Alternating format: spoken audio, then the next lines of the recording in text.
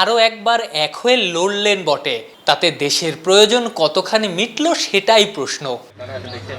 সাকিবকে তুলনা করা হতো মহাভারতের মহাবীর অর্জুনের সাথে। অনেকের কাছেই মাহমুদুল্লাহ আর এক পাণ্ডব সহদেব। ভাগ্যিস কুরুক্ষেত্রের যুদ্ধে অর্জুন সহদেবরা সেভাবে লড়েননি যেভাবে আমেরিকা ওয়েস্ট ইন্ডিজ বিশ্বকাপে লড়েছেন সাকিব রিয়াদ। নিশ্চিতভাবেই পাণ্ডবদের তাহলে আর জেতা হতো না। সৈন্যদলের সবচেয়ে অভিজ্ঞ আর সেরা সৈন্যরাই যদি ব্যর্থ হন, সামনে থেকে নেতৃত্ব দিতে না পারেন, যুদ্ধ জয় কিভাবে সম্ভব? বাংলাদেশও জিততে পারেনি। প্রথমবারের মতো যে কোনো বিশ্বকাপের সেমিফাইনালে ওঠার গোল্ডেন চান্স তাসকিনরা মিস করেছেন মোটা দাগে দুই সিনিয়র সাকিব আল হাসান আর মাহমুদুল্লাহ রিয়াদের ব্যর্থতায়। আফগানিস্তান ম্যাচে লিটন হৃদয়রা চেষ্টা করে গেছেন, টাইগারদের সেমিতে যাওয়ার নৌকা ডুবিয়েছেন দুই পাণ্ডব। গোল্ডেন ডাক মারা সাকিব, ৯ বলে ৬ রান করা রিয়াদ। শুধুমাত্র আফগানিস্তান ম্যাচ না, পুরো বিশ্বকাপেই সাকিব রিয়াদের পারফরমেন্স নিয়ে অস্বস্তিতে ছিল দল। কারো ব্যাটিং গড়ে ২০ ছোঁয়নি। ৭ ম্যাচ খেলেও রিয়াদ ১০০ রানও করতে পারেননি। ফিনিশার হয়েও স্ট্রাইক রেট ১০০ হয়নি। নেদারল্যান্ডস ম্যাচ বাদে বাকি ৬ ম্যাচে সাকিবও করতে পারেননি ৫০ রান।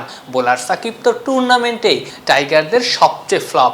হ্যাঁ, এই দুজন সিনিয়র খেলোয়াড়ের অফ ফর্ম আমাদের দলে, তারা অফ ফর্মে না থাকে অবশ্যই আমাদের ইফেক্ট করেছে, কিন্তু মাঠের বাইরে ইফেক্ট করে নাই, কারণ মাঠের বাইরে তারা সবসময় গুড টিম ম্যান। আল্লাহর রহমতে এই যে ৪৭ দিনের মতো একসাথে ছিলাম, সবার বিহেভিয়ার খুব ভালো ছিল, সবাই একসাথে ছিলাম। এই অফ দ্য ফিল্ডে সব তো ঠিকই ছিল, কিন্তু আসলে টিমের ওয়ান অফ দ্য কি প্লেয়াররা অফ ফর্মে থাকলে ওই টিমের প্রবলেম হওয়াটাই স্বাভাবিক। বাট আশা করছি সামনে দ্রুত এগুলো সব কাটিয়ে উঠে সামনে ভালো কিছু করবে। ওয়ালটন এয়ার কন্ডিশনার এক্সচেঞ্জ অফারে স্প্লিট এসিতে ২৩,০০০ টাকা পর্যন্ত নিশ্চিত ছাড়। বড় মঞ্চে দল হিসেবে ভালো করতে বড় ক্রিকেটারদের পারফরমেন্স করা জরুরি। আফগানিস্তানের রাশিদ খানের উদাহরণই দেয়া যায়। ১৪ উইকেট নিয়ে টুর্নামেন্টের সর্বোচ্চ উইকেট শিকারীর তালিকায় আছেন আফগান ক্যাপ্টেন। দলকে নিয়ে গেছেন সেমিফাইনালেও। এভাবেই রাশিদ উদাহরণ হলেন। পারলেন না সাকিব আল হাসান, পারলেন না মাহমুদুল্লাহ রিয়াদ। আফনান পিয়াল অলরাউন্ডার।